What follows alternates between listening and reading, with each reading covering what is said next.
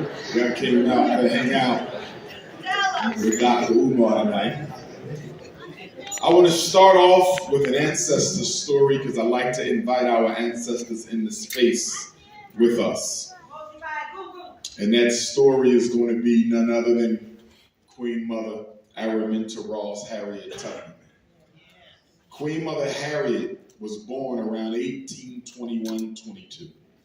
We don't know the exact year because in those days they didn't keep the exact dates when our ancestors were born because they were considered things, property, chattel. So they just kept an inventory of them. So Queen Mother Harriet Tubman decided that she had had enough on the plantation. She was worked like a man, never like a woman. She was forced to go and hunt muskrats and cut timber and drag wood all around. She had once gotten injured in her head because the slave master threw a 2-pound weight at a fellow enslaved African. And Harriet jumped in the way to protect him, and that put a gash in her head. And she suffered from, some would say, seizures for the rest of her life, definitely blackout spells. But as you know, when you go through them kind of traumas, sometimes they open you up spiritually. If you're an African person, if you've been through any deep trauma, it normally was a gateway to a deeper understanding of spiritual consciousness. So Queen Mother Harriet in 1849 decided to run away. 1 year before the 1850 Fugitive Slave Bill that allowed slave masters to go and track their quote-unquote property anywhere in America, including free states. So once she got through Maryland and got through Delaware and ended up in Philadelphia, Pennsylvania, at the Underground Railroad office that was located at 4th and Market Streets, only a block away from the Liberty Bell. She got there and she met William Still. William Still, who prepared the largest collection of escaped slave narratives in American history. After she got to Philadelphia, she started working to raise money. She didn't forget about where she came from like a lot of us do. Queen Mother Harriet said, I may be free, but there's many more like me who are not. So she decided to go back to Maryland, go back on the slave trade. By herself, about 100 pounds, soaking wet, no more than about 5 feet tall. So she goes back. And she frees more Africans. About 19 trips she took. Freed every brother and sister she had except one who had already, I believe, been sold too far south. After that, her parents begged her not to come back no more. They said, Harriet, Minty, your slave master has a $40,000 bounty on your head, dead or alive. Slave catchers were looking for her. She spent a lot of time in southern Pennsylvania, in Chester, PA. She spent a lot of time in Wilmington, Delaware, right where the Frederick Douglass Marcus Garvey Academy is. And Harriet Tubman told her parents, in no uncertain terms, that God gave me this mission. The Creator put me on this path. And until the Creator tells me that He's done with my work, I cannot stop. And she said, if I get caught, if they take my life, don't be distressed, because that's just a message from heaven that I had done my work and it's time to come on home. So Harriet Tubman hears about the fact that her mother and father are supposed to be sold into slavery, although they were free at the time, because it was uncovered they were helping people on the Underground Railroad. So when she got word that her parents would be sold, she came to Wilmington, Delaware, a few blocks from FDMG Academy. And she went to a white man by the name of Thomas Garrett, who's buried 4 minutes from the FDMG Academy, and he loaned Harriet Tubman a horse and carriage. And Harriet Tubman took this horse and carriage down, nearly 2 hours away to where her parents were soon to be sold. And she rushed in and threw her mother and father, her aging elderly parents, onto this wagon and rode them all the way back to Philadelphia to freedom. After that, she still didn't stop. Went back again and again and again. And then she purchased some land up in Auburn, New York. She opened up an old folks home because, back then, they would just turn our elders out onto the street when they was too old to work. So Harriet Tubman opened up an old folks home. Now mind you, they say she was unlearned, couldn't read nor write, but she had enough wisdom and intelligence to open up a home for black seniors. And then she opened up a hospital for black seniors. And then she opened up a farm to raise money to finance the home and the hospital. This is a woman with no formal education. Look at all the education we have. What institutions have you built? And so then Harriet Tubman gets a phone call. Secretary of War for the Union, we need you. President Abraham Lincoln needs you to join the Union war effort. So Harriet Tubman stops what she's doing. She goes down to South Carolina, serves as a nurse and a spy and a scout. She wasn't given a salary, even though her services were requested by the federal government. So she made her money by cleaning and healing soldiers. She was a cook and she was an herbalist and a naturopath. And that's how she made her money.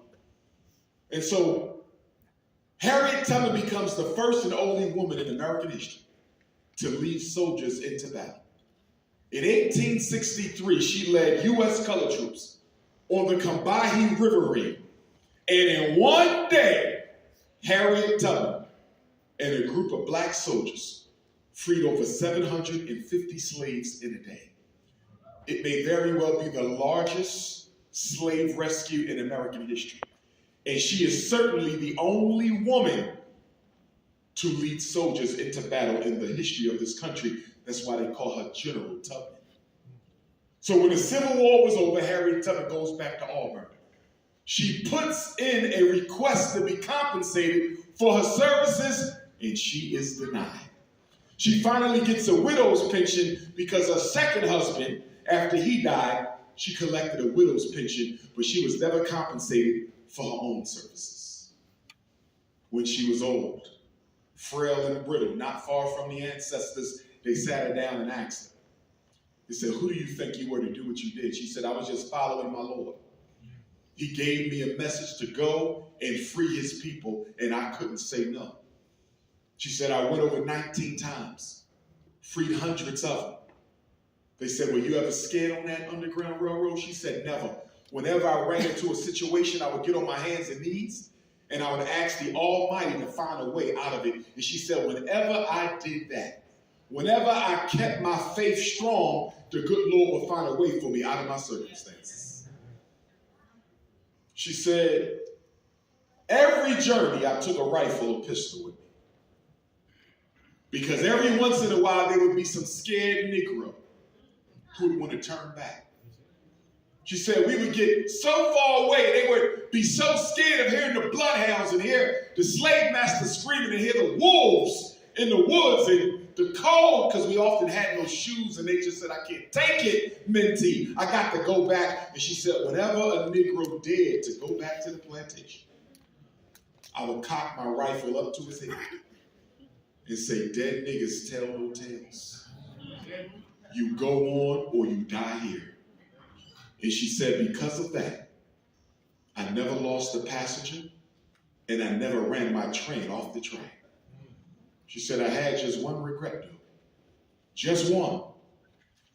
She said, for all my years on the Underground Railroad and all the enslaved Africans I helped to free, I freed many of them, but I could have freed so many more. The problem was they didn't even know that they were slaves. Queen Mother Harriet Tubman said, I had reasoned it out in my mind ahead of time that I had a right to one or the other, freedom or death. And if I couldn't have one, I would certainly have the other, for no man should take me alive. Brothers and sisters, what happened to that kind of courage? Brothers and sisters, what happened to that kind of faith? Brothers and sisters, what happened to that kind of sacrifice, persistence, determination, commitment? We have lost the spirit of our ancestors. 2 weeks ago, black people were crashing out all over the United States. Should we vote for the South Asian Indian, or should we vote for the orange man? And all over YouTube, all over Instagram, all over the black world, Negroes was fighting each other. I saw a black woman say if her husband don't vote for Kamala Harris, she's getting a divorce. I saw black men who stopped talking to their brothers and sisters because they said, I'm not bothering to vote. There's nothing on the table for me. And as I looked at all these Negroes fighting over the red plantation and fighting over the blue plantation, fighting over the Democratic Party plantation, fighting over the Republican Party plantation, I said to myself,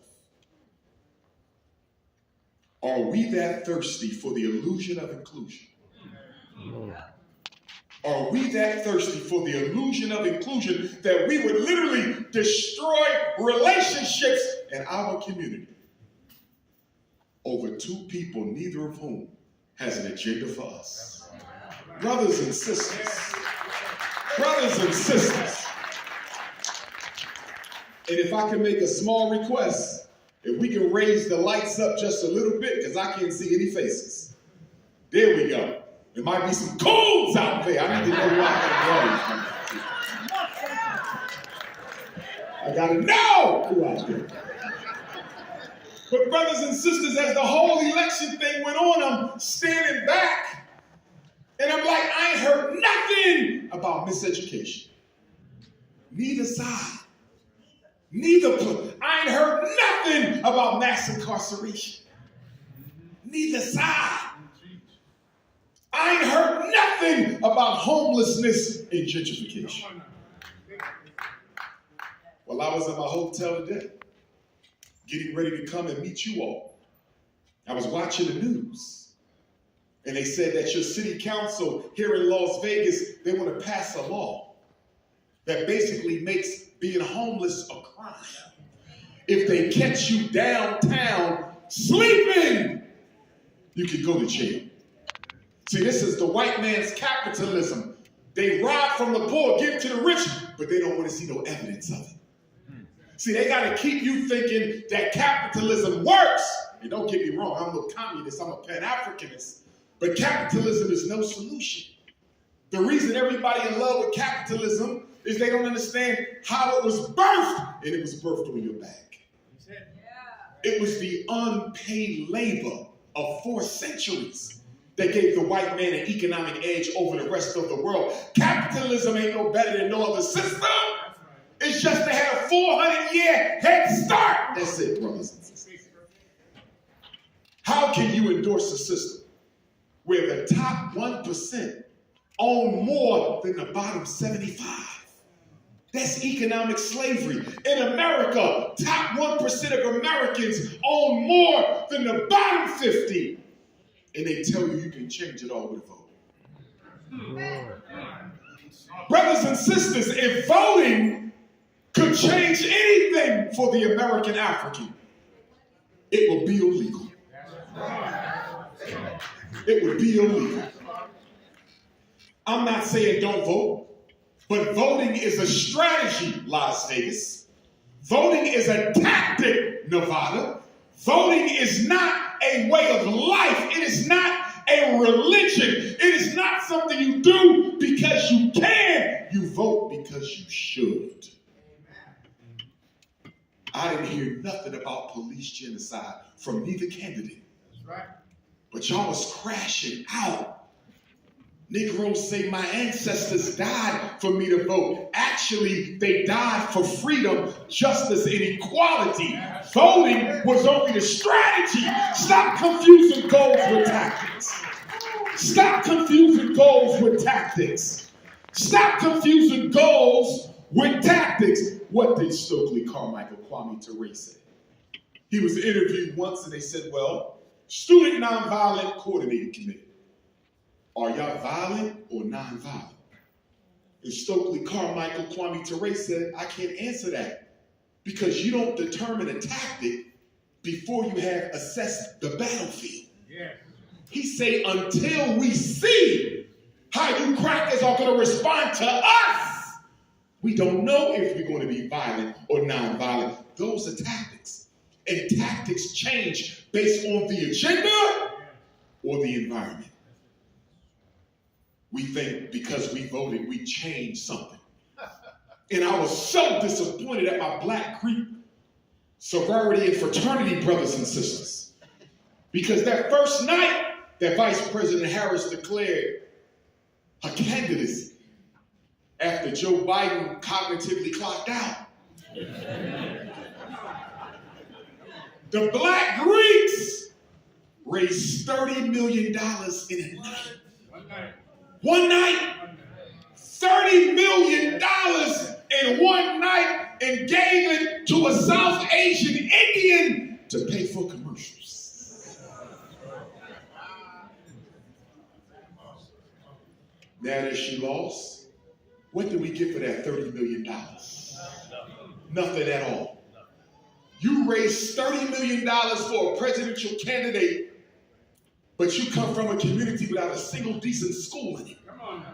You come from a community without a single decent hospital in it. You come from a community without a decent supermarket in it. You come from a community that don't even have a bank that invests in Black people, but you'll give the white power structure $30 million. Las Vegas, in order for us as the American African people to get where we need to be, there will have to be an intellectual civil war amongst us. We will have to separate out who wants to do for themselves and who wants to keep begging from Caucasians. There's two groups. You can't serve two masters. Some of us are in love with free white money. You can't live without free white money. And you fail to realize that the free white money you get is nothing but a strategy of appeasement to keep you from fighting for what is due to you because you're being financed to stay quiet. Go ahead, come on. There was an article that just came out the other day.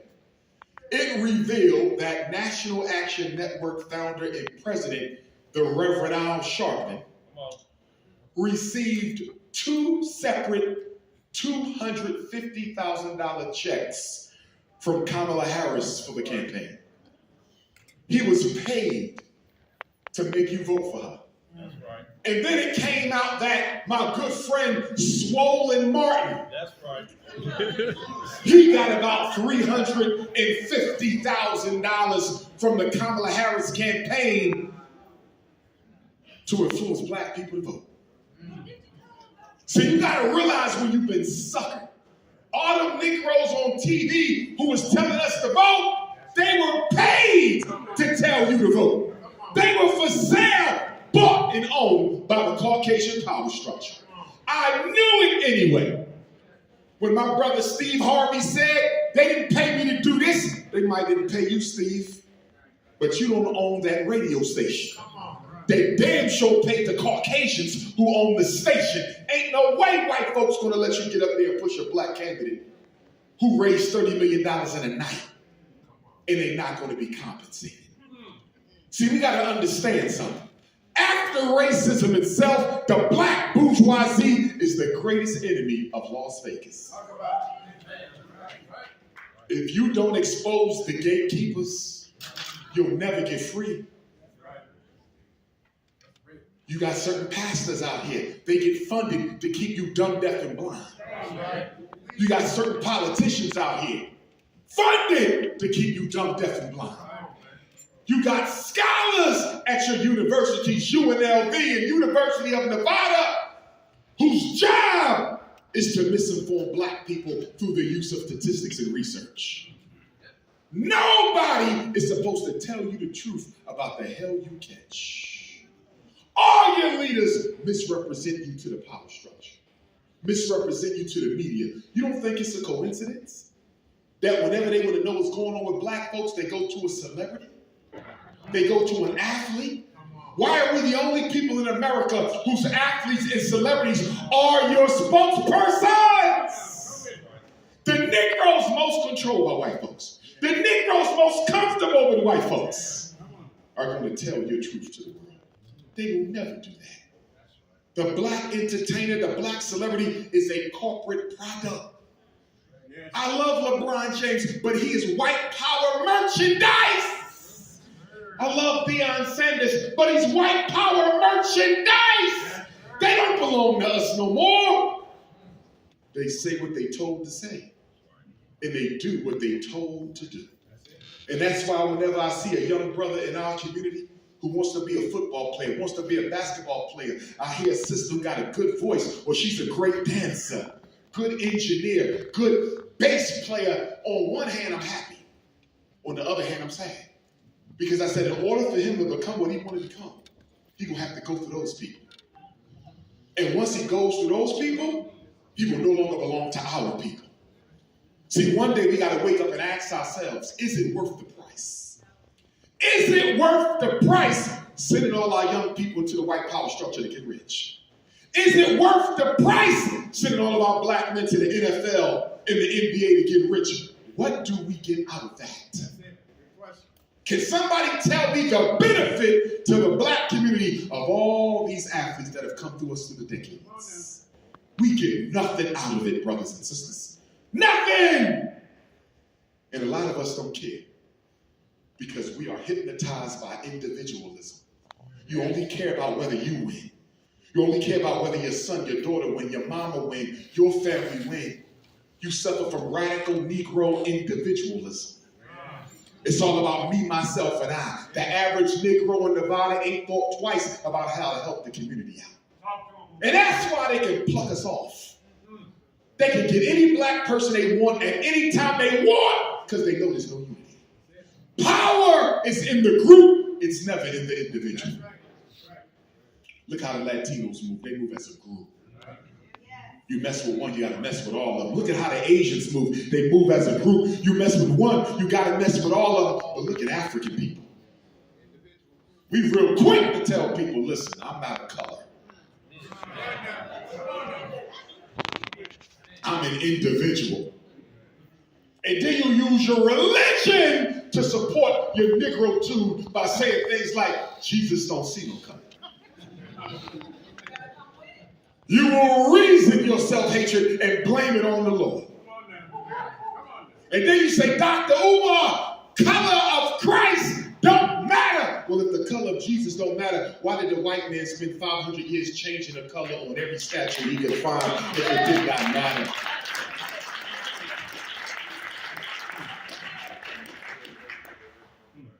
The people who look like your God can easily replace him as your deity.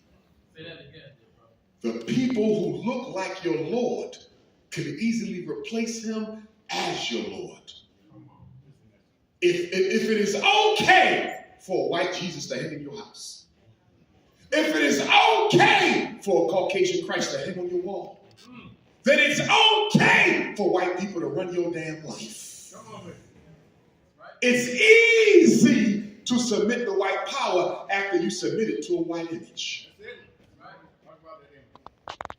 I was in the house of a family friend of mine in New Jersey a couple weeks ago, and they had a big picture of white Jesus on the wall. I had to make him take it off. I said, don't take this shit down.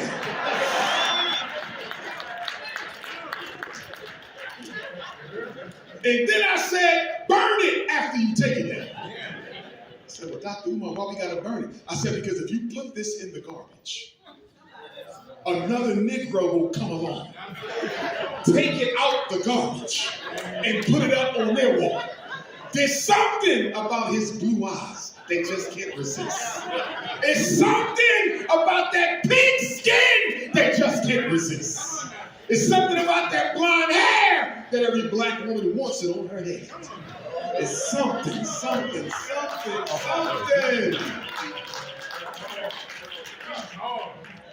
And I'm not knocking my sisters. I'm going to be patient with you. Because we've been through a lot. No, we hurt. Black people are spiritually broken, and we try to hide it with expensive clothes. We try to hide it with expensive cars. We try to hide it with $1,000 worth of jewelry. We hide it with a fresh haircut, fresh hairstyle, but you spiritually broken. I don't care if you're going to church on Sunday. I don't care if you're going to the masjid on Friday. I don't care if you're going to the temple on Saturday. You're broken. How do you know that, Dr. Umar? Because if you were not broken, there's no way in hell you can be at peace with what they do to our children in your public schools. Only a broken people.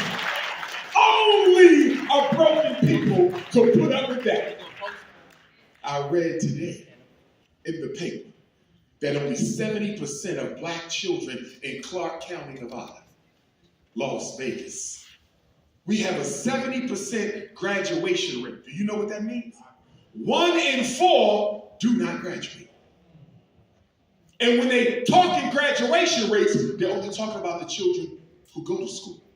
The ones who dropped out are not even a part of the equation. So it's actually worse than 1 in 4. It's probably closer to 2 out of 4, and we're not saying nothing about it. The Latinos got an 80% graduation rate. We got 69. And guess what? They said the 69% graduation rate for the class of 2024, Las Vegas, Nevada, is actually down from 2023. So it's getting worse and worse and worse, but you're not in an uproar because you're spiritually broken.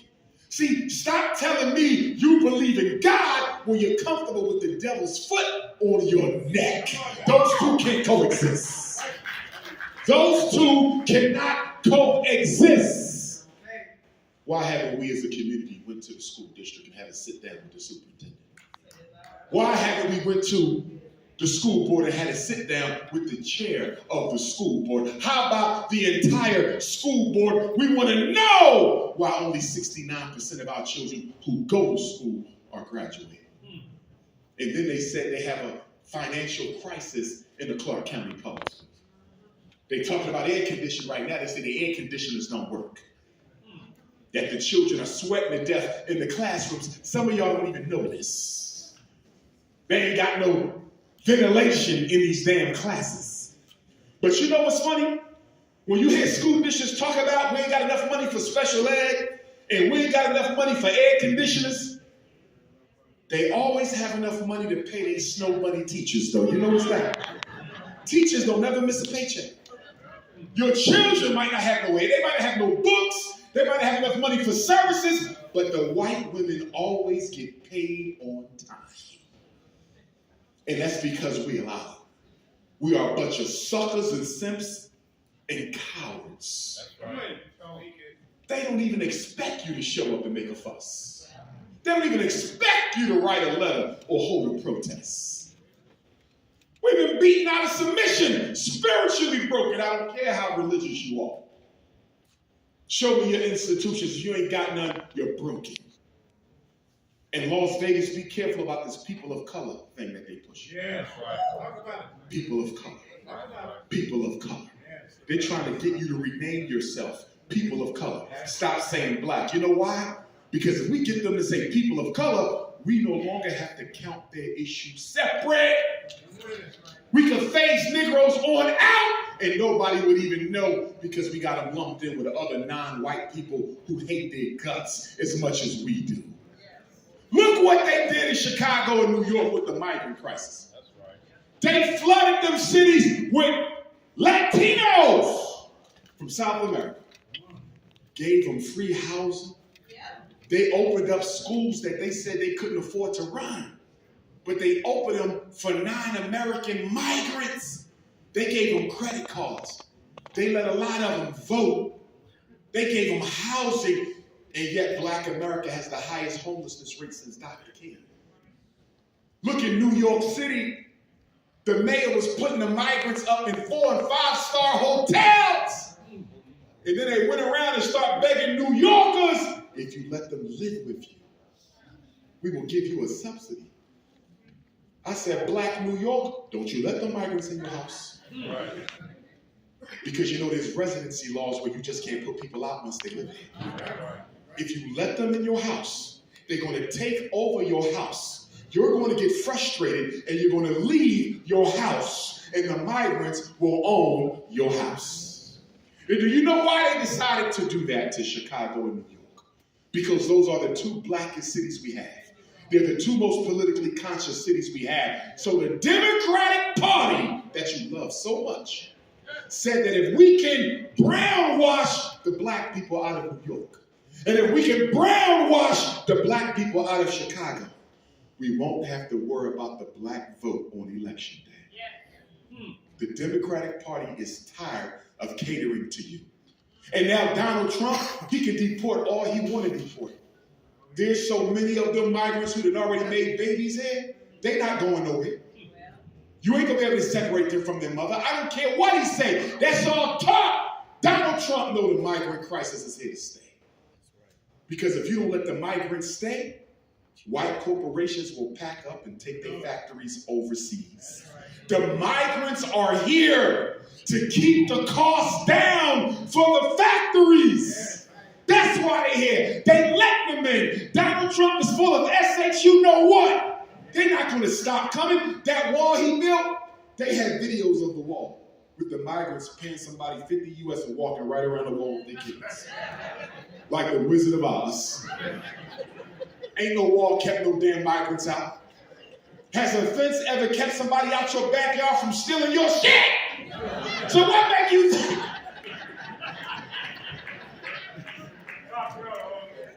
No wall. Who the hell you know got stopped by a wall without enough security in it? You got a guard for every 100 miles or so. That ain't stopping nobody. It's propaganda to make the American people think that they are still the priority. That's over with. Brothers and sisters, we better wake up and understand something. If we don't come together and do for ourselves, we will be extinct in this country. We will be extinct in this country. I read an article, they said teenage pregnancy in the black community is down for the first time since the 1960s. Of course it is. Because y'all done already LGBTized our babies. Barack Obama. I'm not knocking you if you're sexually confused. I'm not knocking you. I don't agree with you, but I'm not knocking you. I love all black folks. One day we're going to get you right. But Barack Obama brought that in. He did that. All in the schools with it. Now, don't get me wrong, we always had LGBT. But you never had a mainstream LGBT. To the point where, if you disagree with it, it could cost you your job, your career. I used to speak at about 30 graduations every spring. Elementary school graduation, middle school graduation, high school graduation. And soon when Obama started pushing that, my graduations went down because the rainbow gangers in the schools, they would write letters to the superintendent talking about he's homophobic. I said, this is a graduation speech. I'm not coming here to talk about gay sex. I'm coming here to motivate our kids to do well with the rest of their life. What does that have to do? And they said, we understand, Dr. Umar, but they empower now.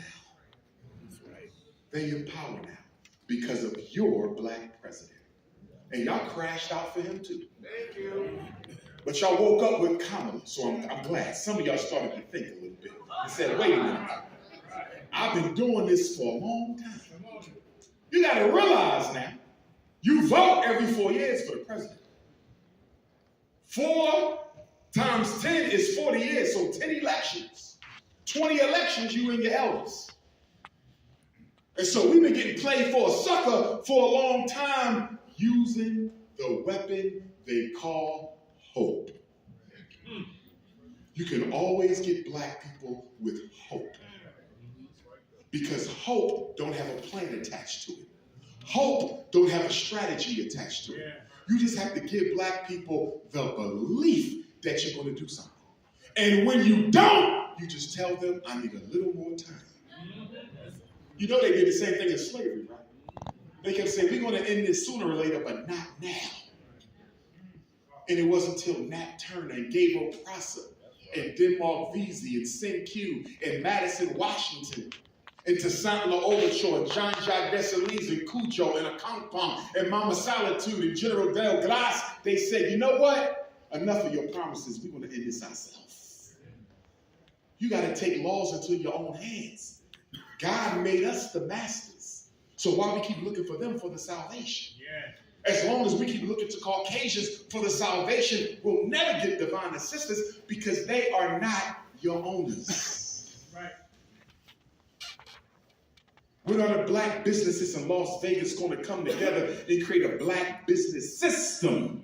So if I buy from the hair care place, I get 10% off when I go to the car place. And if I shop at the car place, I'm going to get 20% off at the corner store. And if I shop at the corner store, I'm going to get 10% off at the daycare. And if I shop at the daycare, I'm going to get 10% off on my lawn care. The problem with black businesses is we compete too much. Why not work together? You see white businesses merging every year. They say, you know what? We can make more money if we work together. Why don't black people understand that? The only reason the Koreans took over the black hair care is y'all was too busy competing. And then they said they want to do something about the violence in the black community. Too many black boys killing black boys. I agree. But I don't hear nothing about attacking poverty. See, poverty is the grandparent of all crime. Poverty is the grandparent of all crime. So when is your city council going to start talking about poverty elimination, poverty reduction? And the quickest way to reduce poverty is to give black men some damn jobs. When are we going to have that conversation, Mayor? I got a snow bunny been in there for what, 12, 13 years? Her husband was the mayor before her. What kind of shit is that? Y'all didn't keep it. I ain't never heard of it like that in my life. He pimped you and then passed it off for the wife to get another 12.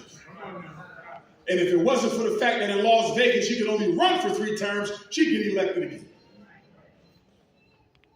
And then I see you only got one brother on the Las Vegas City Council.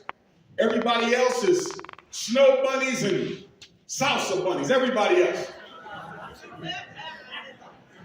So I know y'all ain't getting no justice unless y'all organize. Stokely Carmichael said, if you organize a little bit, you get a little done. If you organize some, you get some done. But if you don't organize at all, you don't get nothing done. Las Vegas, what are y'all, the 5th largest public school system in America? Y'all got about 40,000 children in special ed. I saw that y'all have a class action lawsuit against the special ed system in Clark County Public Schools. 40,000 children, mostly black, disproportionately black in Las Vegas schools, aren't getting their appropriate special ed services. So let me ask y'all a question. As a school psychologist, if your child attends school in a district where the special needs children are not getting special needs help, why the hell you still have them in special ed? Come on now. I'm trying to find out what's wrong with you. And let me tell you a little secret. 20,000 of those 40,000 don't have a damn thing wrong with them. They were put in special ed because they couldn't sit still long enough for the snow bunnies. And what they never tell you is you can't put a child in special ed for behavior problems. Let me say it again because I know you never heard it before. I'm giving you the federal law. In the United States of America, it is illegal to put a child in special ed for behavior problems. You can only qualify for special ed, that is the IEP, if your disability affects your learning in the regular classroom. I don't care how bad your son is. If he don't have problem learning, he can't qualify. I don't care how autistic your son is. If that autistic boy can learn in a regular class, why is he in special ed? I don't care how emotionally disturbed your daughter is. And she probably got disturbed by Caucasians. She cannot go to special ed unless her emotional disturbance affects her learning. If the autism don't affect learning, if the hearing problem don't affect learning, if the so-called ADHD, ain't no daddy at home disorder, if that don't affect learning, No damn ADHD. Every little black boy is ADHD because ADHD is normal alpha male child behavior. That's regular. But when your child is being taught by people who can't stand their guts, who have nothing but contempt and no patience, being a boy becomes a disease. And then they want to give them the Ritalin, they want to give them the Adderall, they want to give them the Concerta, the Cycler, the Medicaid, and you take them to get it. And nobody tells you that while your son is under the influence of the meds, he can't possibly be paying attention. He's comatose. He's comatose. He's not learning. He's not moving, but his brain ain't moving either. See, when they slow down his body, they slow down his brain because your body is controlled by your brain. And you giving your son crack, literally synthesized cocaine so he can learn about Christopher Columbus. And then you call me up after you done messed his life up. Dr. Umar, can you help us? They tested him 2 years ago. They put him in special ed. They. I don't want to hear they no more, Las Vegas. I want to hear you. Why do I want to hear you? Because you got to sign your name 4 times before they do anything. You had to sign a permission to evaluate form so the school psychologist could test them. That's me. Then after I'm done my evaluation, you have to sign agreement with my evaluation. After you sign agreement with my evaluation, you got to sign agreement with the IEP, Incarceration Education Preparation. And then after you sign the IEP, your 4th signature is the special ed service plan. If you don't sign the service plan, we can't take them from the regular class and put them in the special one. You did it to your child. Most of our children do not have learning disabilities. They have lazy disabilities. They are lazy and you know it. But the problem is you are lazy when it comes to proper parenting skills. I know how the game goes. That's why whenever I evaluate a black child, I tell them the truth. Even the white kids, I tell them the truth. Dr. Umar, what am I in here for? Your mother signed paperwork saying that she think your ass is slow. I'm real. Because I want them to know what's on the line here today. Do you want to come to school in that yellow bus, son? Oh, hell no. The slow bus? Yeah, the slow bus. I'm not slow. You sure you're not slow? I'm sure I'm not slow. Well, guess what we're going to do today, young man? You're going to be with me all day. If you don't finish up, I'm going to get you tomorrow. I'm going to give you an IQ test. That's going to be about an hour to an hour and a half. I'm going to give you an achievement assessment. That's going to be about 90 minutes to 2 hours. I'm going to give you a visual motor scale. That's 10 minutes. I'm going to give you an adaptive behavior screening. That's 10 minutes. I'm going to give you an emotional measure. That's about 10 minutes. And after you do these tests, I'm going to score them up. And if you score low on these tests, you go to special ed. If you score high on these tests, you stay in the regular class. And guess what? Because they know the costs, they give me their best. And then I take the report to the coonish mother or father and the snow bunny principal, and they look at the scores and they say, well, Dr. Umar, this kid has scored below proficient on the last 3 Nevada State academic assessments. How do you explain your above average scores on this test? Are you sure this is the right child? Of course I'm sure. So how do you explain the discrepancy in achievement from the classroom to your office? I say it's real simple. In your class, he do whatever the hell he wants. In my office, he does what he can. So this is not an achievement problem. This is not a learning problem. This is motivation, interest, and concentration. And I'm telling all you parents right now, until you account for motivation, interest, and concentration, don't come to me with no damn reading disability. He don't have a reading disability. He has a I don't feel like reading disability. Those are not the same. And I'm trying to understand mothers and fathers because Christmas is coming up. Well, wait, before Christmas, y'all going to have a candlelight dinner to celebrate the genocide of the Native Americans first. You want people to cry about our slavery, but you want to celebrate the genocide of another people. And then the day after your genocide dinner,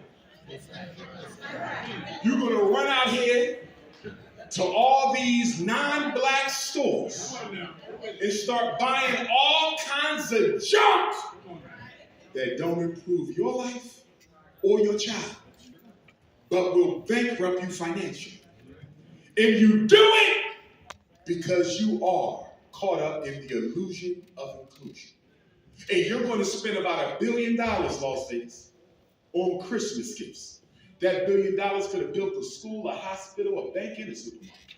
And you're going to go crying after Donald Trump gets sworn in January the 20th, begging about what he needs to do for black folks, when black folks didn't even do it for themselves. We are a walking contradiction. To go crazy like that on November 5th and be at the store spending your last dollar with non-black people 3 weeks later. A complete contradiction. And I'm going to say this. You are a horrible parent. You are the worst parent in the body. If your child is failing a class and they end up with a cell phone, iPad, or video game under the Christmas tree. I'm telling you that right now. I'm telling you that right now. I'm telling you that right now.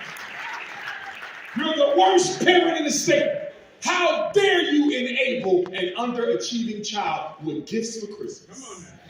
How the hell he going to improve his math skills when he got a video game that he's on all night? Huh? There shouldn't even be a video game system in a house where you got children in special ed. There shouldn't even be a video game system in a house and where you got children who are failing major academic subjects. Black power. I heard you really know wherever you at. Black power. Come on, y'all. That's right. We turning our kids into a permanent underclass. We making them think it's okay to fail. We got you. But when you die, who gonna have it? As Brother Malcolm said, you gotta be twice as good to get half as much. What are you doing spoiling children? And my single mothers, I feel for you because you're doing the best you can with our sons. And I want to say it's not your fault. Black men should be helping you raise these boys. Black men, we are an insult to masculinity. Because we walk past black women every day struggling with sons, and we don't stop to find out what we can do to help her out. In African culture, turning the boys to men is the man's job. It is not the mother's job. I don't care if she got 6 sons. It is never the job of an African woman to turn her boys to men. But with that being said, black women, I need you to do a little better job with your boys. Because some of you are spoiling them to death, enabling them to death, corrupting them to death, effeminizing them, not sexually, but emotionally to death. Yeah. And then you say, I can't find a good black man. Is it possible you can't find one because you're not raising any? That's it. You're looking for something that you're not even making for somebody else's daughter. Heavy problem. And don't worry. The ancestors won't punish you alone. They're going to punish every black man in this audience with you. That's right. Because that's our job to be helping you out. Right. Yeah. Ours. Yeah. All this sex trafficking of black girls is out of control. You know, black teenage girls are the #1 most wanted victim on the sex trafficking market. They want them 12 to 17. They're kidnapping our girls off the street. You know the government is involved in it. Yeah. See, they're using R. Kelly and Puffy as a distraction. Don't get me wrong. If you did the crime, you should do the time. I'm not protecting no pedophiles or no sexual traffickers of women. I'm not. If you do the crime, you do the time. I'm not excusing them. I'm saying that how do we lock on to a Puffy and we don't say nothing about Vince McMahon? Come on now. We lock on to a Puffy, but we don't say nothing about that guy. What was his name? Weinberg? Harvey Weinstein. Yeah. You mean to tell me we'll crucify Sean Combs, but we won't say nothing about the tens of thousands of black kids molested by Roman Catholic preachers over the past 50 years. Will the real hypocrite please stand up? What Puffy did to Cassie was wrong. Absolutely unacceptable, whether she got paid or not. But I saw black people get into their self-righteousness. But you got a brother who do the same thing to his girlfriend every day. You don't say shit. You got a grandfather do the same thing to your grandmother. You don't do nothing. You got a cousin beat his wife head in every night. You ain't said a word, but you'll hold Puffy accountable. Selective self-righteousness is moral hypocrisy. If you're going to be against it when Puffy do it, you better be against it when they do it in your family.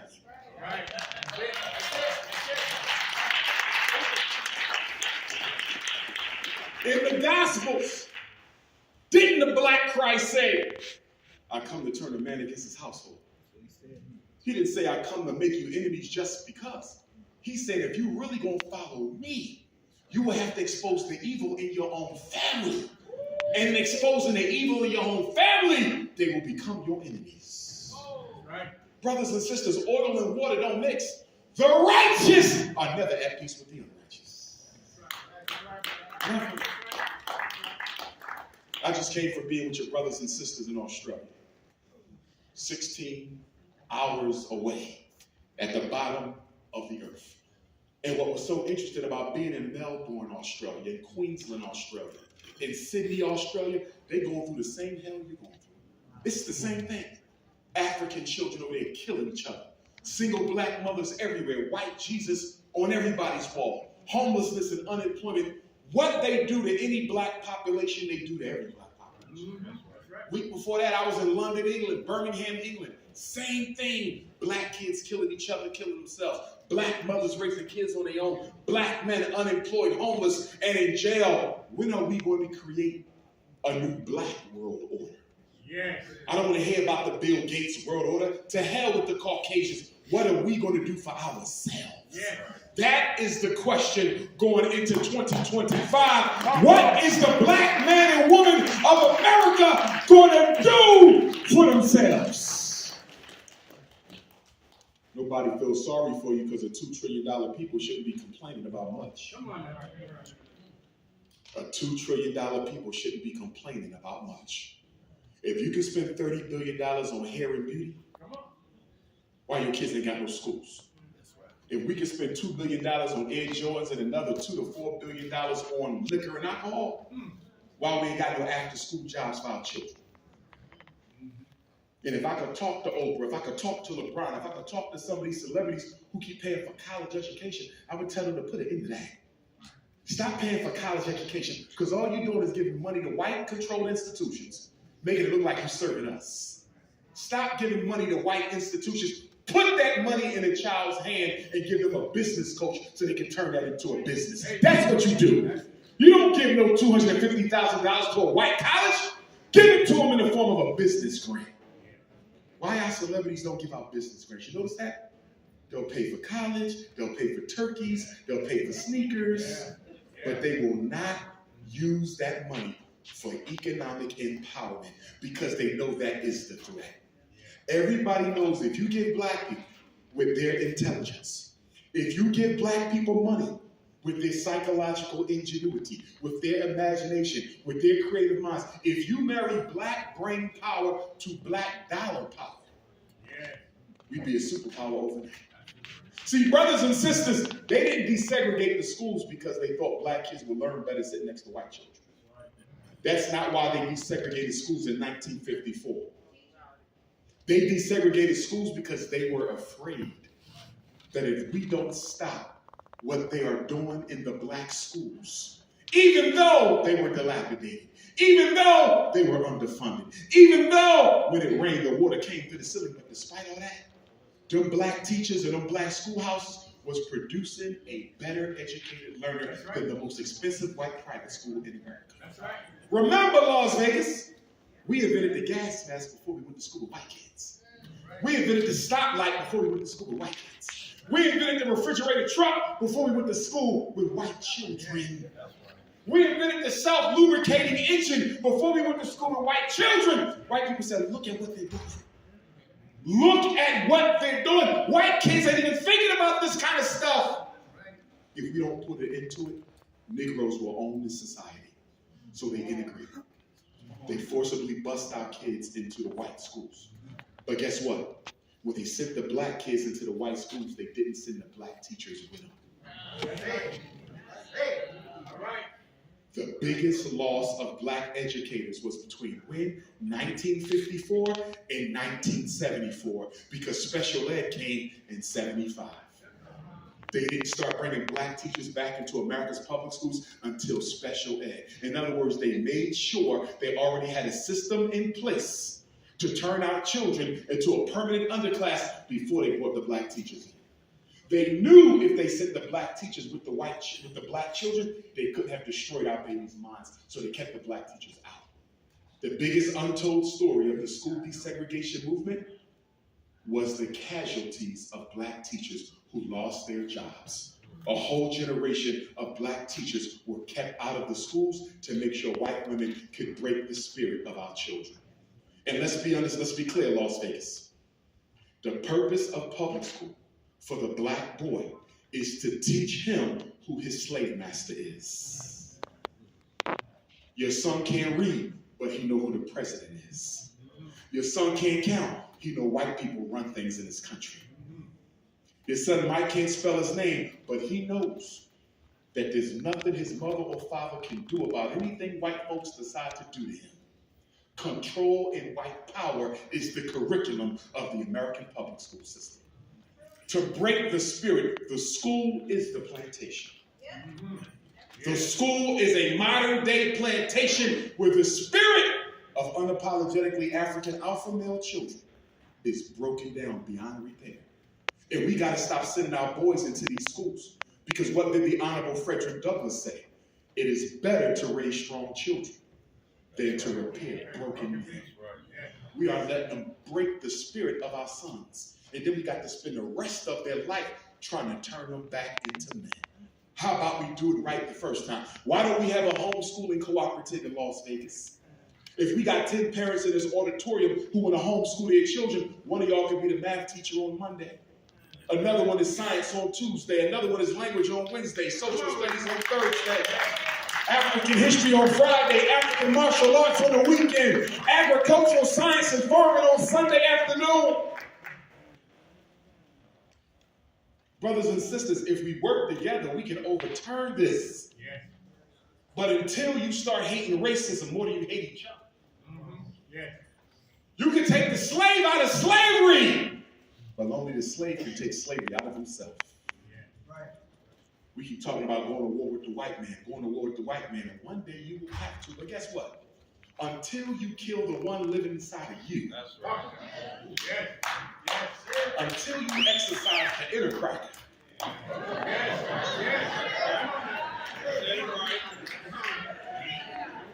it don't matter who on the outside. The chains are now within us. Yes. These are psychological bondage. Yes. Black women, if you want to save the self-esteem of black girls, one day all of you are going to have to go natural. There's no way around it. This is real talk. This is real talk.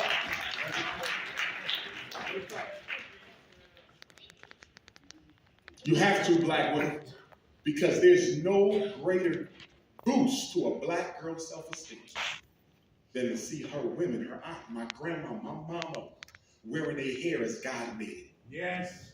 Not only that, sister, have you seen the research on the cancer that's being triggered by the chemicals and the weaves and the perms? Are you willing to die to look like a Caucasian? Come on now.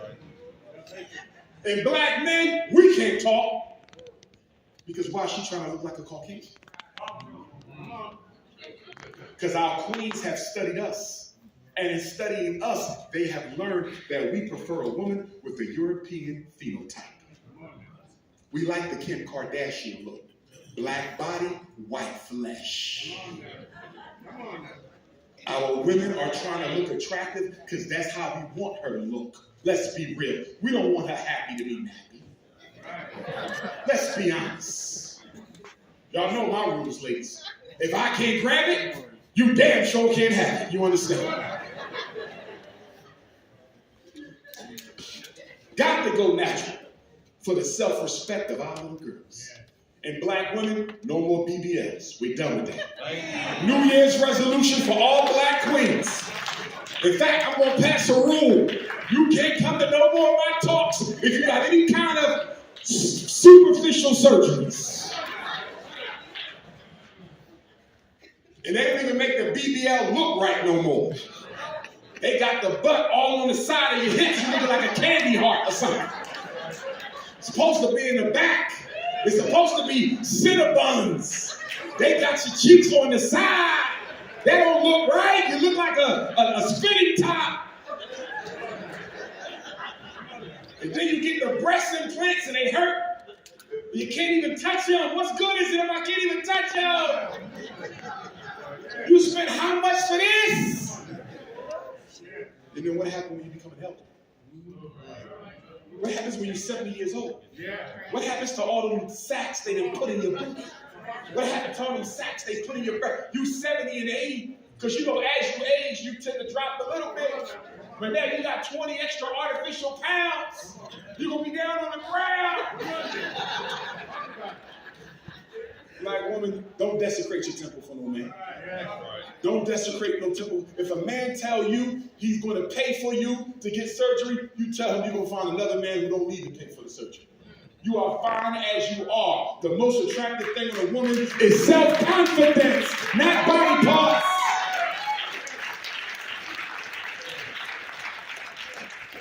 I'm serious. Stop desecrating your temple. And what's up with the eyelashes? Talk to me. There's nothing attractive about windshield wipers over your eyes.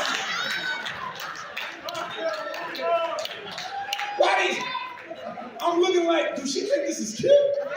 What is this? You like Eddie Munster, Herman Munster. And then the glue making you blind. So let them know the glue blinds you. The ophthalmologist is saying that if it was up to them, they would make the eyelashes illegal because the blue get in your eye and it drops your vision. So now you're going blind and look white. Brothers, if your woman got fake eyelashes, when you go home tonight, snatch them off. Snatch them off. If she got a wig or a weave, snatch it off! You say, baby, we got about 6 weeks into the new year. You starting fresh. You get you some $20 clippers, and you just bald her down. See, the problem, black women, y'all keep trying to save that little ringworm patch. No, shave it. Shave it. All your baby hair coming out, shave it. Shave it. Your hairline got Stephen A. Smith, shave it. Listen, I'm a barber. I was a barber in high school and taught us how to cut hair. Listen, the best way to take care of your hair when you got all kind of cranial issues, go bald and go fresh. And this is the best time because it's about to get cold outside, right? So you can wear African head wraps. Order you 30 African hair wraps from Amazon. They on sale right now. 30 Nobody even know you bald head. By the time next spring come around, you have a nice, strong baby afro. Some of y'all gonna have baby locks by then, sister. But what y'all do is y'all can't stand to go bald head for even a month because you think you're unattractive. White folks that convince black women that they have no beauty at all. So you're like, if I go bald, I'm not going to like it because I don't even like me with hair. You got to get over that self-hate system. Because I'm tired of y'all covering y'all face up with all this extra hair y'all don't even need. And you go to Africa, they're not walking around with all that. Not the traditional queens. The ones imitating you all are. But traditional women, they hair short. They might have some locks, but that's it. Y'all have 50 pounds of fake hair all over your face. You weigh 100, your hair weigh 300. How that's going to work? Come on! Then the hair be stinking with all them stuff. Oh, Lord. Let me lay on your chest. Oh, dang. It's a Lysol. And then y'all like the Indian hair. Y'all go get the Indian hair, but do you know how the Indian hair come to you?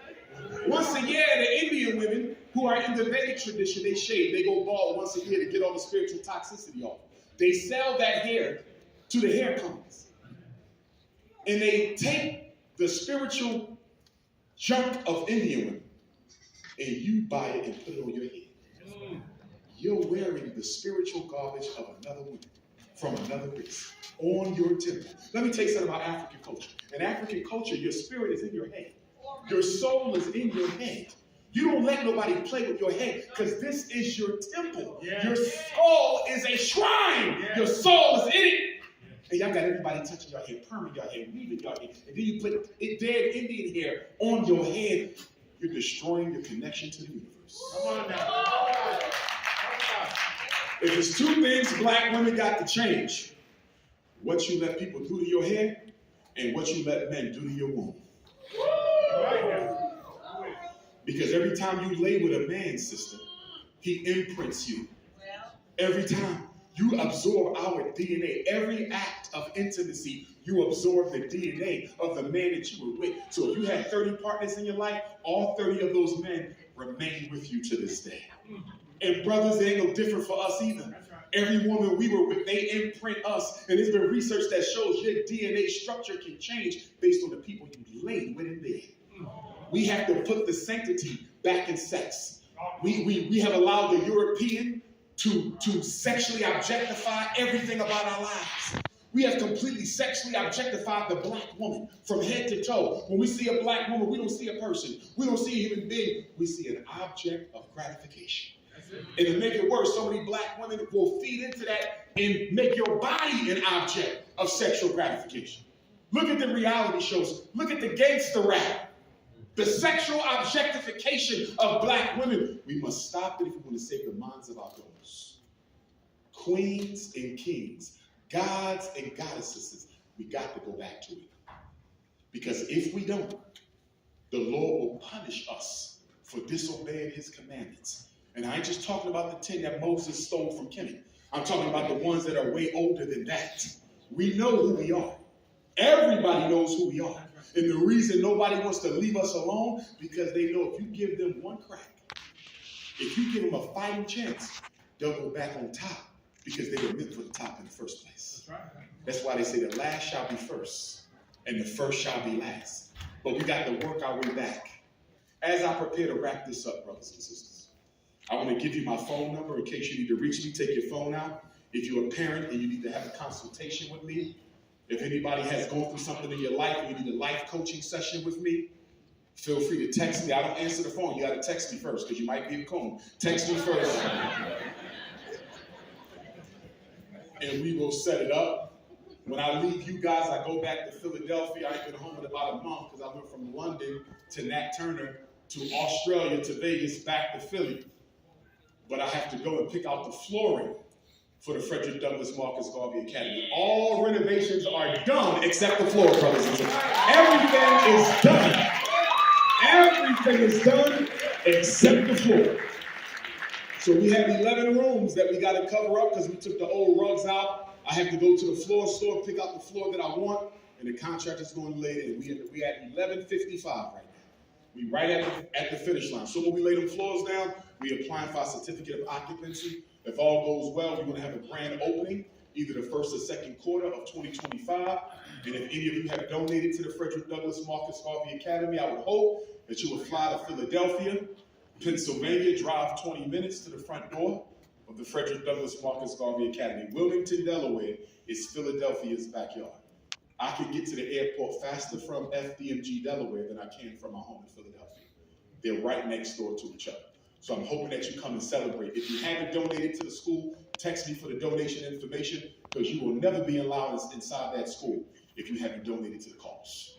Okay? Once we open, we will be the first school in American history built exclusively and collectively with donations from black people from every single continent on the planet Earth, brothers and sisters. The first ones ever. The first ones ever to do it. The entire African diaspora built FDMG. If you want to work at the school, send me your resumes. Don't worry about being certified. Private school certification is different from public school certification. Not only do we need math, science, language, and social studies, we need people who can speak African language. We need people who can do rifle training, African martial arts, aquaponics, agriculture, how to sew. I have an elder who would donate sewing machines to the school. We need people who could come and teach our children how to sew. Some of y'all remember the great grandmaster teacher in Pan-African is Dr. John Henry Clark. Dr. Clark said that people who can't make their own underwear aren't worthy of running a nation. So the first thing our children are going to learn how to do is make their own damn drawers. Oh yes. Oh yes. If you know how to make documentaries, come teach our children how to make documentaries. If you do photography, come and do a photography class. I want our young men to graduate from the Frederick Douglass Marcus Garvey Academy with 21 different entrepreneurial skills. We're talking about economic liberation, brothers and sisters. Economic liberation. So send me your resume. Black women, you know the rules, right? You can't work at my school if your hair not natural. I'm telling you now. No weave, no perm, no straightening comb, no European hair color. If you're not natural now, that's all right. But you better be natural when you show up for work. Black men, you cannot be a bunny hopper. No bunny hoppers working at my damn school. You must be out of your mind if you think your white wife is bringing you lunch in my damn school. You're crazy. No snow bunnies. And let me say this to the brothers. The reason why you should not be bunny hopping because you are disrespecting black women. For all we've been through, black women have stood by us, and for you to turn your back on black women and go to women of another race is absolutely unacceptable. I don't hate the white woman. I don't hate the red woman. I don't hate the brown woman. I don't hate the yellow woman. I love the black woman. If she was good enough for me in Africa, she's good enough for me now. If she's good enough for me during slavery, she's good enough for me now. If she's good enough for me during Jim Crow, civil rights, she's good enough for me now. Stop letting these white women use you for your melanin and your money. Because they're only coming for one or the other. They want melanin in their babies or money in their wallets. Wake up. These white women ain't marrying you, they leasing your ass, they leasing you. And once they get tired of using you and driving your dumb ass around, they can go get another fool and do it to him. And you know what bothers me, sisters? When a black man is dating a non-black woman and he comes across a black woman on the street, he won't even acknowledge or speak to you. Have you noticed that? Black men will not speak to black women when they're with their snow bunnies. They go out of their way to make that Caucasian feel like she's the queen of the earth. Absolutely unacceptable. And then you make it bad for black men like me who don't bunny hop because whenever we get around white women, they keep looking back, thinking you're looking at them. I don't want your ass. Don't look back here with your flat ass. I don't want you. There's nothing cute about that shape. Nothing. And I damn sure don't want none of your Thanksgiving cuisine. A whole bunch of mayonnaise and custard and yogurt. Keep that shit. He only wanted you because he got low self-esteem. See, for the black man with the bunny hopper disease, right? The white woman's womb. The white woman's womb is a metaphorical, symbolic opening into his access to white society. Yeah. He feels like if I can penetrate the white woman, I can penetrate white society. Wrong. So he's sleeping with her as a way to force himself into the reality of Caucasians. There is no such thing as loving Caucasians and not hating yourself. And if you don't believe it, there's a good book you should read by a black psychiatrist who ever said wrong, you coolish. And it's called Franz Fanon. He wrote a book called Black Skin, White Mass. Yes. Please read Black Skin. This is a black psychiatrist, one of our freedom fighters who was a bunny hopper himself. And told the truth about why black men date outside the race. And it's not just that we date outside the race. We do it more than all other men put together. Look at all the money we lost when Kobe died and it went to Vanessa. That's right. Look at all the money that white woman got from Tiger Woods. Yeah. Look at the money that RG3 and Michael Strahan ex-bunny. They bunnies went back to court and said, what I'm getting ain't enough, and they was already getting too much. You ain't nothing but a ticket, melanin or money. And for my mixed race Africans, I don't treat you no different than nobody else. If you are African full-time, I treat you as my brother or my sister. You got a white mother and a black father, but you're black, I'm with you. You got a white father, black mother, however it goes, as long as you black all the time, I ain't got no problem. My problem is when you get the mixed race Africans who want to be white around white people and black around black. No, we're not doing that. You must be black all the time or black none of the time. We ain't against nobody, but we love ourselves. And see, for me, I don't go around explaining to white people why I don't support interracial relationships. Because a lot of y'all try to explain to the enemy why you don't do what you do. I don't do that. Listen, you don't go to the European Jews and ask them why no black people got invited to the synagogues. You don't go to the Chinese community and ask why none of us are in their churches. You don't go to no other culture who have nobody else but themselves in their institutions and ask them why it ain't no black people. You only come to black people and ask us why it ain't nobody else, because you want us to feel bad about being race first. You want us to feel bad about putting ourselves first. I'm here to tell you that the God that I serve expects me to put black people first. The God that I serve expects me to put the black women first. I hate no one, but I love black people first. If I can help anybody of another color, I'll do it, but not if I have to take from my own. We have been last too long, and it's time for us to be first. Black power. Let me give you my number, 215-989-9858. Twice more, 215-989-9858. Once more, 215-989-9858. That is my direct personal cell. If we take a photo tonight, make sure you text it to me. If you want to get a copy of my book, they are in the lobby, Black Parent Advocate. It's a 500-page book of everything you need to know to save your children from the school system.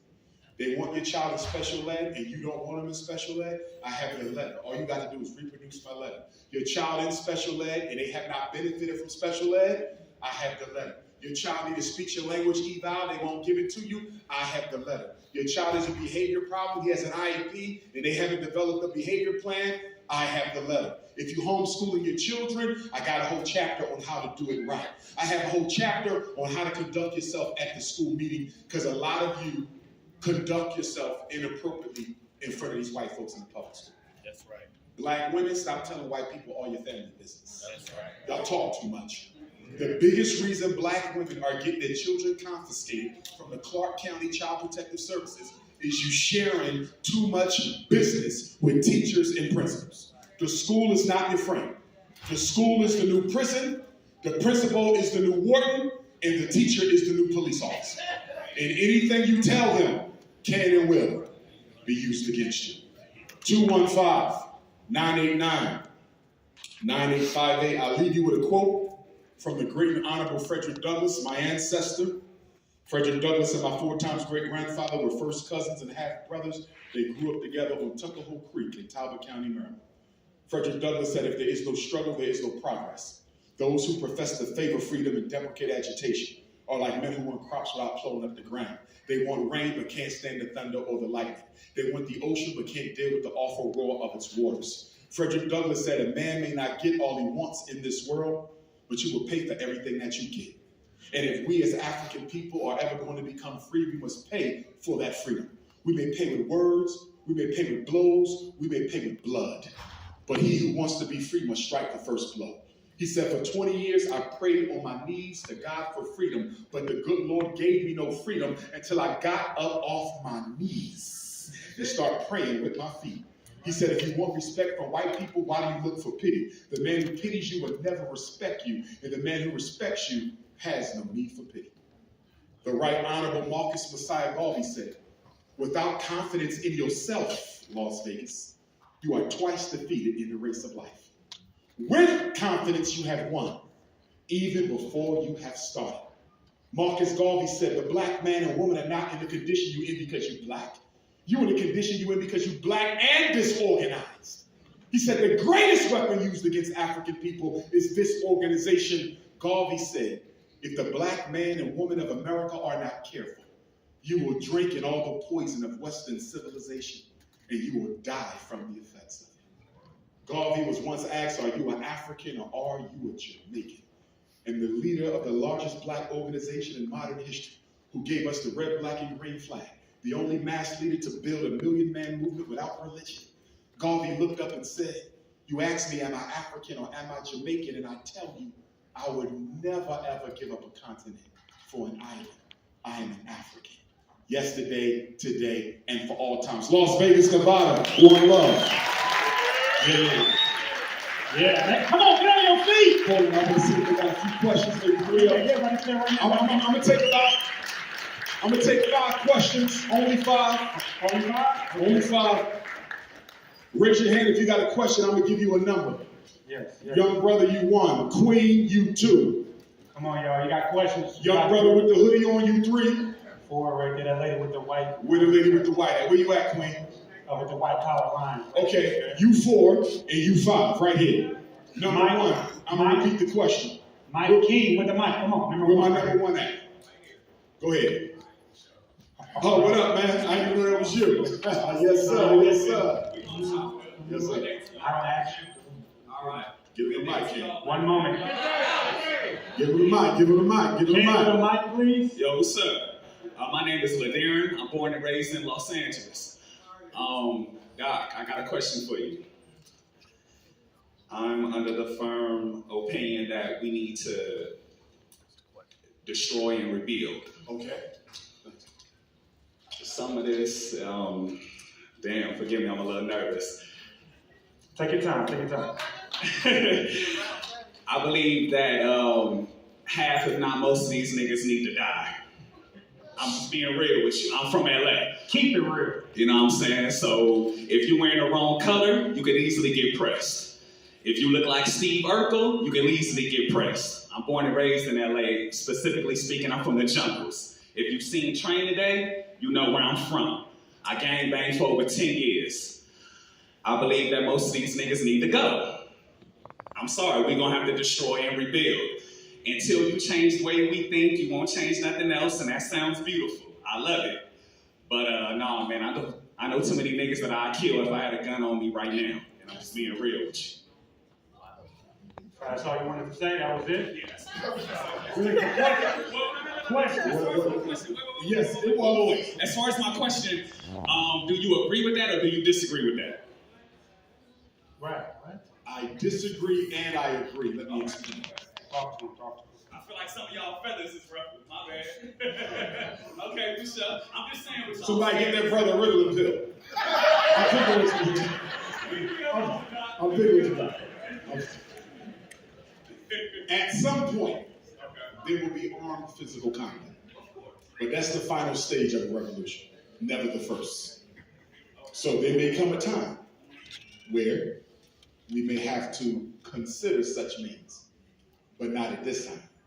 At this time, we need to intellectually differentiate between who's loyal to the race and who's not, and move out that way.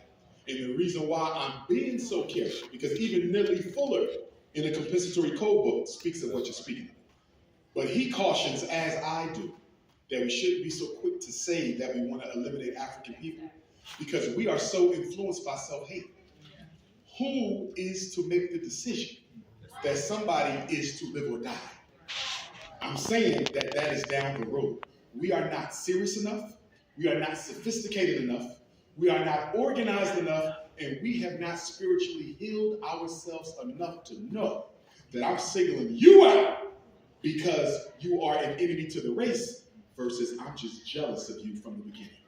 You see, so we have too much self-hate, too much psychological trauma, too much intergenerational emotional damage for us to be speaking in those terms at this time. There needs to be a lot of spiritual growth. There needs to be a lot of psychological healing. There needs to be more emotional discipline before we can have a serious conversation around who lives and who dies. Black power. Who's my number 2? We have Queen. Over here.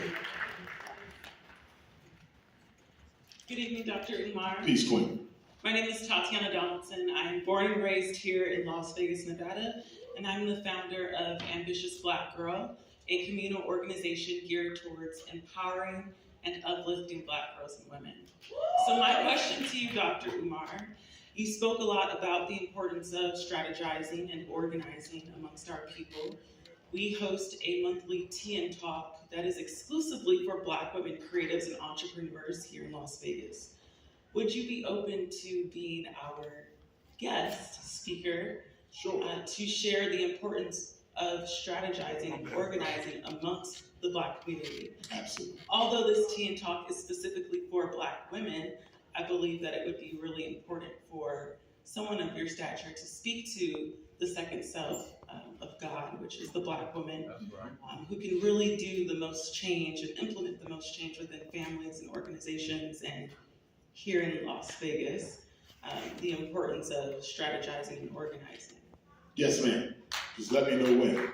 I got you. If you have a question with that, what was that the question? That is the question. Yes, ma'am. Count me in. Okay. You took my number? Yes, I did. Shoot me a text, let me know. Okay, thank you. I got you, Queen. Who's my number 3? You had a brother right over here in the hoodie.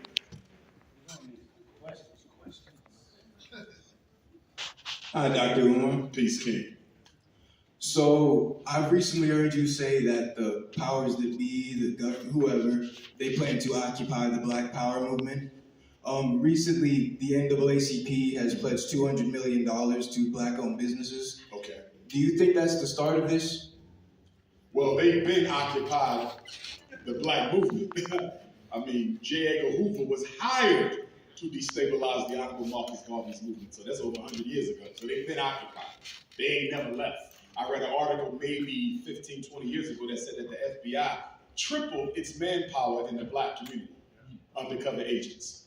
Half y'all probably undercover agents. You see what I'm saying? So they already did. You know, as far as the NAACP goes, right? I know a lot of good people in the NAACP.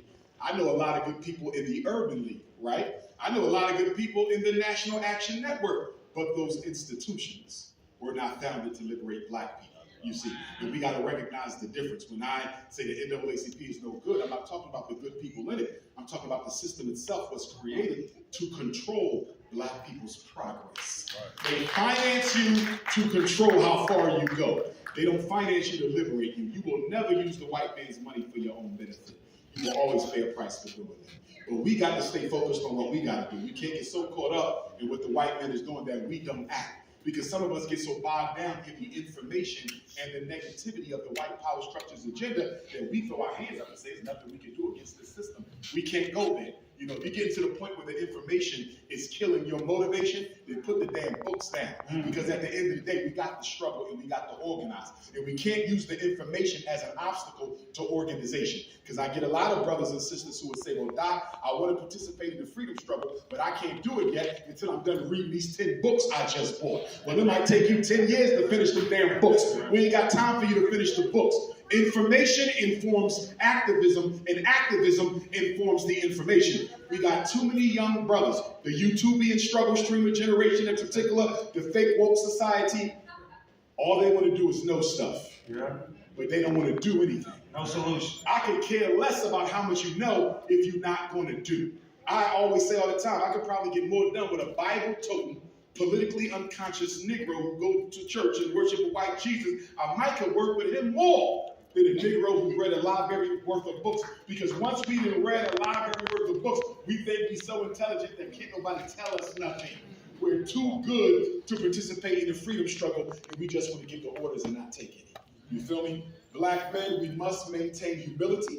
The reason why we have so many black men who suffer from a narcissistic personality disorder is because black men are so oppressed in this society that when we find something we can be proud of, we take it to our head and we take it to the sky.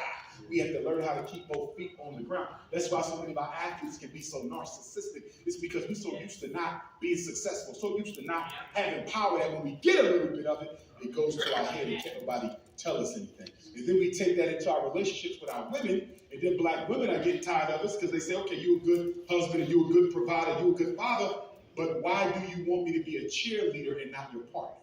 Right, ladies? You date a man who wants you to be a cheerleader, not a partner, a servant, but not a companion. And so black men, we got to keep humble. Humility is a very big thing we got to work on, and we all got to work on it. I work on it as much as I can. I'm a humble guy anyway by nature, but we still got to work on that because that lack of humility is why we as men are not coming together the way that we should. Too many chiefs, not enough Indians. Black power. Who my number 4? The queen with the black shirt with the white rim. And then we want to come down here for the final one.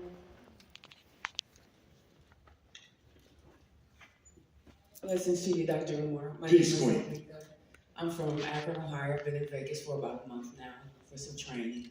But I contacted you before and asked you, why don't our leaders like yourself get together to where we can start paying into our own government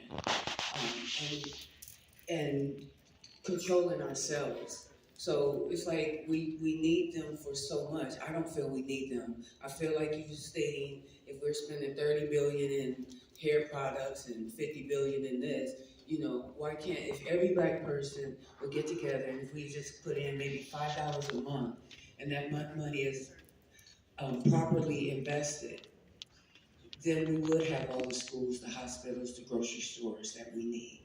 So that's my question to you. Or how do you think about that? I agree with you wholeheartedly, Empress, but I would say start with the micro before we go to the macro. And what I mean by that is, why don't we start that in Las Vegas? You follow what I'm saying? Because before we can have a superstructure, we have to have a simple structure. So we should start it in Las Vegas, that African susu where everybody put 5 or 20. And I think it should be a little higher than that, because you got to find out who's serious and who's not. And the best way to find out how serious black people is to see if they put their money where their mouth is. Because you get a lot of black people who show up. How many of you have been to meetings where a certain man or woman dominated the whole meeting with their ego and opinion, and then when it came time to actually donate to the cause, they didn't give a single penny, and they dominated the whole meeting? We have to start leading with the money, because it shows how serious people are. If you gotta pay $100 to come sit in here, you're not gonna let nobody waste your time. You're not gonna let nobody derail this into a contest of egos. We gotta start leading with the money. Because if everybody in this room said, listen, we're gonna put up $100 a month, in 12 months, we got enough to put down a down payment on an institution, on a building. And the reason we gotta have institutions, brothers and sisters, not just programs, is because programs die with program leaders. Institutions will live after the founder has died on, because you have a brick and mortar structure that is still there. And if the proper systems were set up, it will outlive the people who founded it. We need institutions so we can create systems. And when you have institutions and systems, now you have communities. We have to do this. Self-reparations, Queen. Internal reparations. We don't talk enough about internal reparations. I agree, the white man owns us. I'm a scholar on the enslavement of African people. I'm a priest of the ancestors. So nobody knows more than me what they did to us spiritually, psychologically, and politically. But why do we talk so much about what the white man owes the black man, and we don't talk enough about what the black man owns himself? In other words, Las Vegas, what I'm saying is this. There's no amount of money the white man can give you that'll stop black women from finding themselves unattractive when they look in the mirror. There's no amount of money that's going to stop black boys from killing each other. There's no amount of money that's going to make black men and black women love and respect each other. Do you realize 75% of what needs to be fixed in our community cannot be fixed with money? They got to be fixed with spirit. They got to be fixed with dedication. They got to be fixed with purpose. And we don't need to be waiting for the reparations to start fixing ourselves. And we got enough money to get started. We're the 10th richest economic power in the world. American African community is the 10th richest economic power in the world. Don't tell me we got to wait on a check for the government. I'm not waiting on a check for the government. We need to do it here, and we need to do it now. Black power. My last word with my brother was from. Brother Muhammad. My question, Before he asks his question, give a round of applause to our brothers for the Nation of Islam for doing security tonight. Yes, indeed. Much respect to the Honorable Minister Louis Farrakhan. as I travel around the country, and as I involve myself politically, and really registering people to vote all over the country, I'm hearing a lot of fear of the future because of due to Project 2025. I think instead of fear, we should be focused on a program like yours where we build institutions. Do you have a mechanism where we could have an automatic draft going directly to the school? Oh, for sure. Okay. And if you text me, I'll see that information. Excellent. Absolutely for the school. Okay. But taking it beyond the school, brothers and sisters, to my elder's point, once FDMG has been approved for occupation, we can use it, right? We're going to be holding conferences twice a month. So you need to find out what's the cheapest round trip flight to Philadelphia, because since we own the school, nobody can put us out, nobody can tell us when to shut the lights off. So it's the school by day, but it's the Black Power Organizing Center by night. We will have Black Women's Conference. We will have Black Men's Conference, Ex-Offenders Conference, Black Business Conference, Black Media Conference. You understand? Black Youth Conference, Black Gang Conference. Whatever we need, we're going to have. at the Frederick Douglass Marcus Garvey Academy. So please do your research into flying into Philadelphia, because some of you are going to want to be there all the time. Some of you are probably going to move over there because you want to be so much of a part of what we're going to be doing that you might relocate. And if you do decide to move to Wilmington, Delaware, make sure you check out a website called wilmingtonlandbank.gov.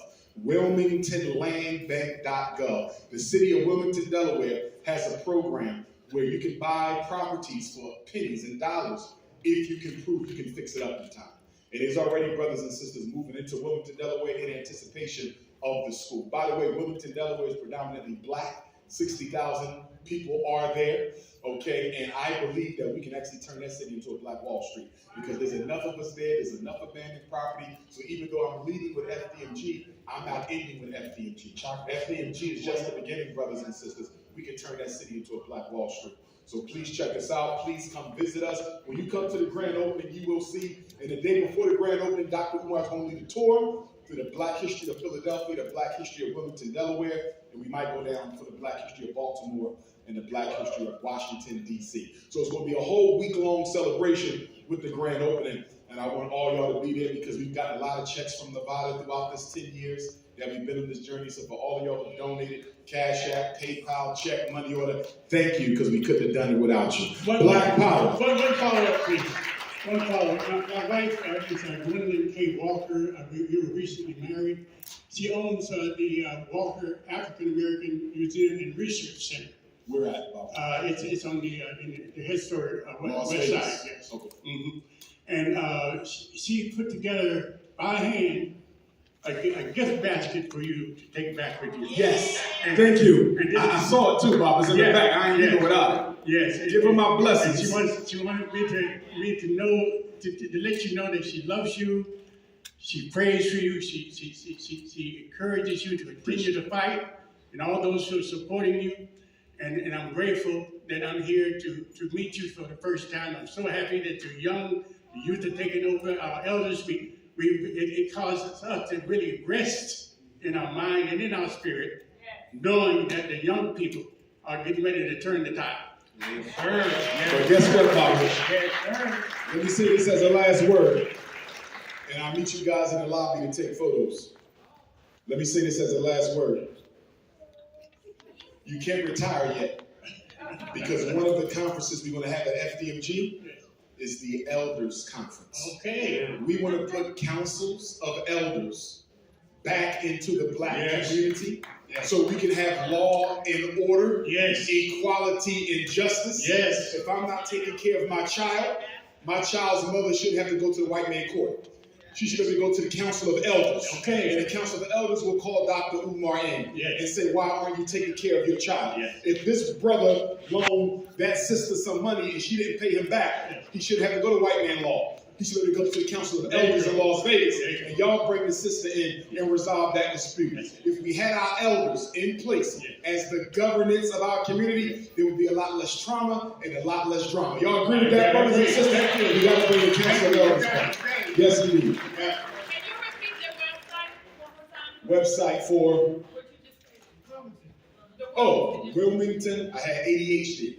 An ancestral diversion for higher development. Hold on. Wilmington, WILMINGTON. WilmingtonLandBank.gov. Do not mention my name when you call. He's trying to take over the city. I told y'all don't let him in. Black Power, LA, Las Vegas, I love y'all. I'm going to see y'all in the lobby for the photos. I think we got some pictures out there. Support them.